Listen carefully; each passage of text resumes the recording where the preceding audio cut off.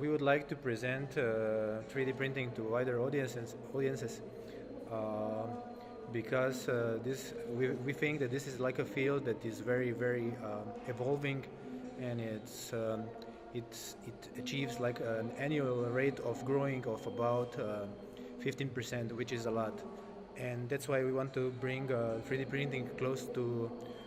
especially the young people, because nowadays it's getting more and more affordable. And basically what we are doing here is